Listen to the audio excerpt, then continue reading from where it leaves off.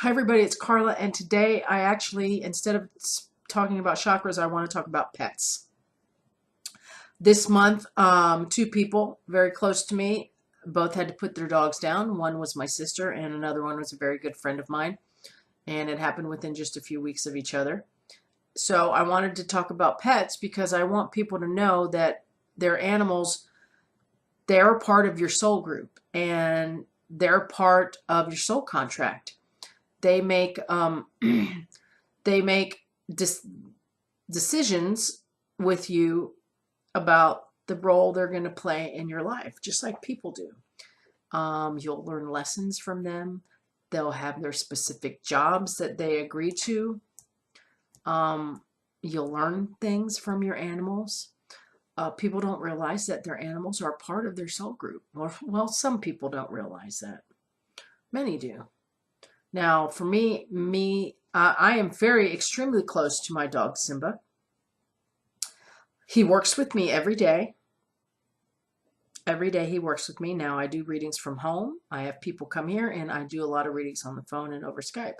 And he is beside me the whole time. All the time. He does help. He has his job and he does help. I have had this dog 4 times in my lifetime. 4 times. These animals, with the connections that you have, they reincarnate. They come back and they're with you over and over again in the same lifetime. This happens for a lot of people. A lot of people get the same animal over and over again and they don't realize it. Animals go to the same place that we go to when they pass. They go to heaven, whatever you want to call it. It doesn't matter what you call it. They go to the other side. They go to the other dimension. They go to the same place. We can call it the Rainbow Bridge if you want to. That's fine. But they go to the other side, and they're there to greet us when it's our time also. There's animals in heaven, yes, absolutely. That's one of the ways you know it's heaven is because there's animals there. You can have communications with your animals who are on the other side, no different than people. They will come to you in the dream state. You will see them. You will feel them. You will communicate with them. Again, it is no different. It is the same thing. A lot of people, when they come to get a reading, whether it's in person or on the phone, a lot of times animals come through for them. And I got to tell you, they will cry like babies once you say, hey, I see a big black dog on the other side. They're trying to get my attention. He's wearing a blue collar. And you could be talking about their grandmother or their mother, giving them very specific messages. And there's a little tear that comes down. But once you mention that dog or that cat, they lose their shit, man. They lose it. And they start crying like babies. Not that doesn't mean that they don't love their human family, but when you mention that animal, oh my God. And then I start crying too because I'm an animal person. So when I see a dog or a cat or a hamster or a horse or whatever, and I know as soon as I mention this, man, this is going to come to waterworks. They're going to lose it, and then I'm going to lose it. And they get so happy to know that the animal is on the other side and that the animal is still with them. It's with them in a different way, but it's with them. At one point, we had 3 cats in the house and Simba. We're down to 1 cat named Reiki and Simba. The 2 other cats are on the other side. And one of the cats, his name was Gator. He lived to be 17 years old. He died here in the house. I was with him. I see him all the time. All the time I see him. Like see him. Like he was a black cat. And I will see him just as solid as he was before.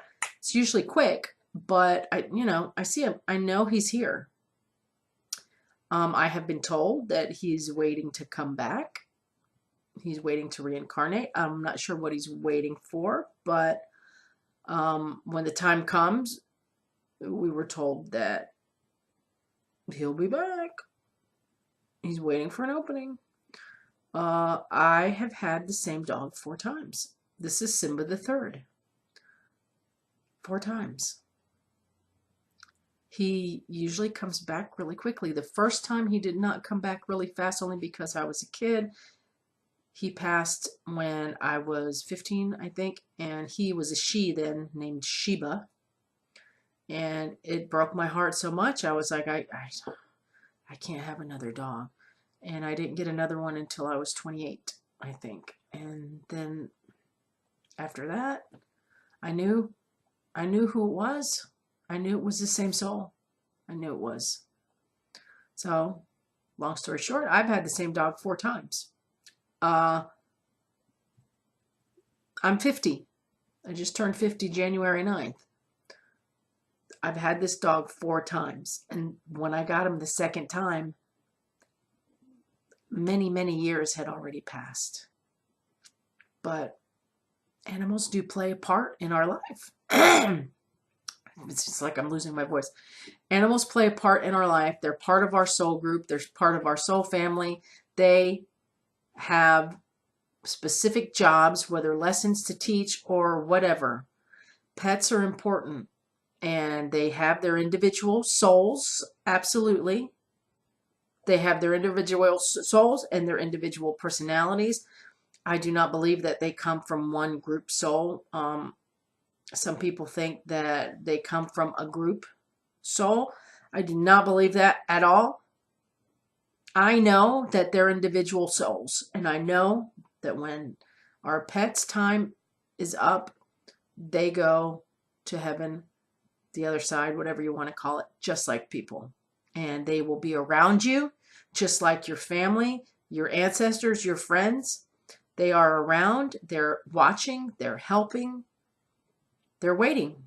They're waiting for you. If they do not reincarnate and they stay on the other side, as soon as you get there, you're going to see them. You're going to see them. And you're going to be so happy. You're going to be so happy when you see them. So I just felt like I needed to talk about pets and to let you know that, yeah, all dogs go to heaven. And they are part of your soul group and your soul family, and they have their purpose. And they do their contracts with you too. Yes, they do. So you guys have a good day. Bye.